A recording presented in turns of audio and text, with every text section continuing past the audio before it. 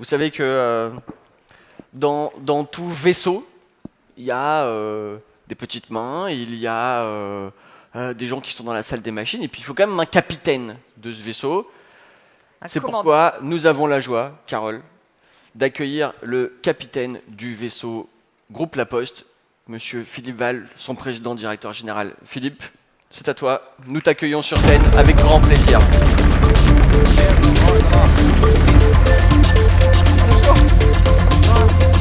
Bonjour.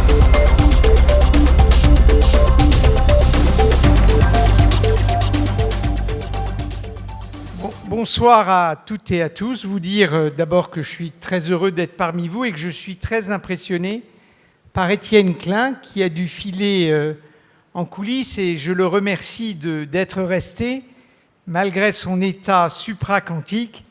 Je suis un lecteur d'Étienne Klein et le titre de ses ouvrages qui me plaît le plus, c'est « Le facteur temps sonne toujours deux fois ». Pour des tas de raisons, vous l'imaginerez bien. C'est notre vocation à la Poste de réunir tous ces talents, tous ces esprits et de réfléchir à l'avenir des technologies. Évidemment, je n'ai rien à vous apprendre en termes de technologie parce que vous êtes des praticiens de la technologie, vous êtes amoureux de la technologie. Moi-même, j'essaie de la suivre, donc peut-être en suis-je amoureux. J'ai vu aussi que cette année, il y avait énormément de réflexions sur l'avenir. On est accueillis par des cyborgs et l'ignition, qui est le grand thème de ce lab postal, est évidemment marquée du sceau de la science-fiction. Il se trouve, c'est un hasard complet, que je suis en train de lire un livre de science-fiction qui s'appelle « Les Furtifs » d'Alain Damasio, que je vous recommande. Je n'ai pas d'action dans sa maison d'édition, mais c'est très très remarquable. C'est sur la société d'après-demain. Je ne suis pas sûr d'avoir envie d'y habiter, mais en tout état de cause, c'est bien de réfléchir à l'avenir. Le lab postal, pour nous, les postières et les postiers, c'est d'abord un moyen d'en apprendre plus sur la technologie et sur tous les projets qui l'entourent. Vraiment, un moyen de connaissance. C'est également un moyen de partage avec vous, les entrepreneurs, les chercheurs et philosophes comme Étienne Klein. Et c'est très important que cette très vieille entreprise, La Poste, nous en sommes à notre 6e siècle d'histoire, organise un lab avec des gens aussi branchés, avancés, geeks, etc. que vous. D'abord pour que vous vous rendiez compte que nous-mêmes cherchons à intégrer la technologie, que nous savons attirer des start-up sur la technologie, que nous sommes très attentifs à la recherche. Et j'arrive de l'autre bout de Paris, en fait, d'ici les Moulineaux, où est notre siège. Et nous terminions une réunion du conseil d'administration et avec les équipes, nous faisions intervenir, non pas un prof de physique quantique et qui est également philosophe, mais nous faisions intervenir un grand géographe qui s'appelle Jacques Lévy, et nous avons parlé des territoires parce que les territoires, c'est aussi quelque chose qui concerne la Poste. Qu'est-ce que je veux vous dire par là? C'est cette idée du partage avec vous, des technologues, des gens passionnés de l'avenir, mais aussi avec des grands chercheurs académiques, Étienne Klein, Jacques Lévy, des gens qui se posent des questions fondamentales sur la société. En fait, le sujet qui aujourd'hui me passionne le plus, c'est moins la technologie que l'avenir de l'être humain. Le transhumanisme me glace et voilà, je vous le dis, hein, il y a des gens qui sont passionnés par ça. Moi, il me glace parce que je suis persuadé que la puissance humaine croît beaucoup plus vite que la sagesse humaine. Et comme la technologie donne énormément de puissance, j'ai un peu peur que la sagesse humaine ne sache pas suivre la puissance humaine, technologique, militaire, économique que nous voyons autour de nous. Évidemment, le premier point d'application de cette inquiétude, ce sont les GAFA, ces entreprises incroyables d'invention, d'innovation et maintenant de puissance et donc, un jour après, d'excès de puissance. Mais plus globalement, je crois que, comme nous sommes une entreprise de main-d'œuvre, une très vieille entreprise, notre préoccupation, c'est de savoir comment, dans la vie de demain, dans le monde de demain, à 10 ans, à 15 ans, à 20 ans, et ce sera l'objet de notre plan stratégique d'après 2020, la Poste pourra rester utile, bien sûr grâce à la technologie, mais d'abord grâce aux femmes et aux hommes qu'elle emploie. Notre entreprise a aujourd'hui 250 000 personnes. Nous sommes en train d'acquérir d'autres entreprises et je pense que nous devrions terminer l'année 2020 avec pas loin de 270 000 personnes, parce que nous sommes dans un métier de main-d'œuvre. La question que nous avons, et qui est celle qui me préoccupe au-delà de tout, c'est comment utiliser les femmes et les hommes, les postières et les postiers, les factrices et les facteurs dans le monde de demain. Qu'est-ce qu'ils peuvent apporter au monde de demain? Car ce qui me frappe sur la technologie et sur le digital, c'est bien sûr qu'ils accélèrent le temps, c'est bien sûr qu'ils sont des facteurs de simplicité dans la vie, qu'ils nous permettent d'aller plus vite, mais également, puisque la machine remplace l'homme, que ce sont des facteurs de déshumanisation de la société. Et ce n'est pas dire des choses négatives. Nous-mêmes, d'ailleurs, les postières et les postiers, dans nos bureaux de poste, lorsque nous remplaçons le guichet par un automate, nous substituons de la technologie au contact humain. Alors, comment on s'en sort pour surmonter cette contradiction? Eh bien, nous disons que nous réservons l'humain à la valeur ajoutée. Et choisir un timbre, objectivement, ça ne nécessite pas la relation humaine. Ça peut se choisir sur un automate. Vous voyez bien que la question de fond, c'est que feront les femmes et les hommes de demain? Quelle importance garderons-nous au milieu de cette technologie pour la relation humaine? Et c'est l'un des sujets de notre réflexion stratégique. Pour une raison simple, c'est que nous avons fondé toute l'histoire de notre groupe, non pas sur la lettre, comme on pourrait le croire, qui est l'objet mythique de notre histoire, mais sur la relation humaine, sur le lien, sur la rencontre dont la lettre était le vecteur.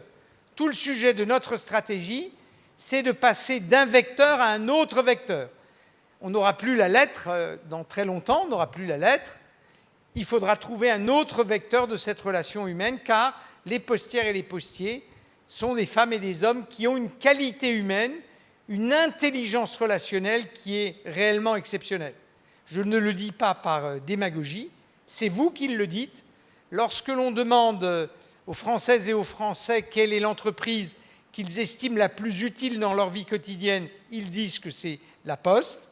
Lorsqu'on leur demande quel est le personnage préféré, ils disent le boulanger, le postier, le pompier.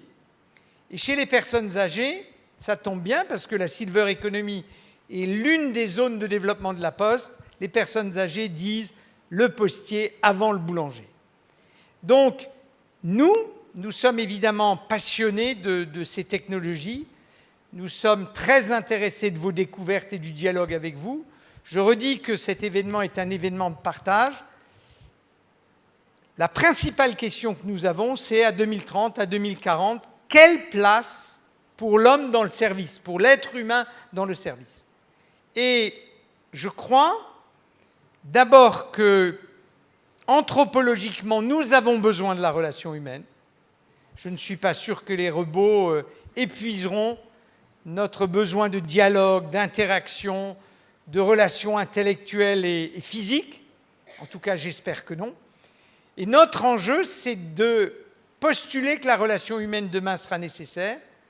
Et pour la garder nécessaire, pour apporter d'une utilité à cette relation humaine, nous comptons bien sûr sur le potentiel humain. Nous formons les factrices, les facteurs, nous formons tous les gens qui travaillent dans les bureaux de poste, ils sont 56 000, pour qu'ils arrivent à trouver la bonne distance, les nouveaux services, mais nous comptons aussi beaucoup sur la technologie. Et la technologie doit pouvoir les aider à rendre un meilleur service humain.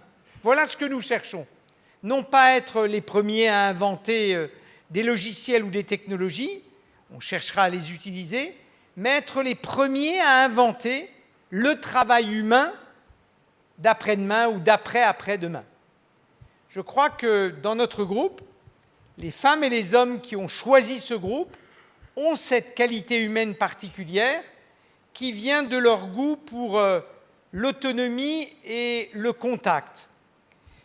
Je ne sais pas si les uns et les autres, et je vois énormément de jeunes ou de très jeunes dans la salle, vous connaissez votre factrice ou votre facteur, mais ce qui m'a toujours frappé avec les factrices et les facteurs que je vois très souvent, j'étais à Besançon la semaine dernière, la semaine prochaine je suis à Nantes, c'est qu'ils ont choisi leur métier pour deux raisons.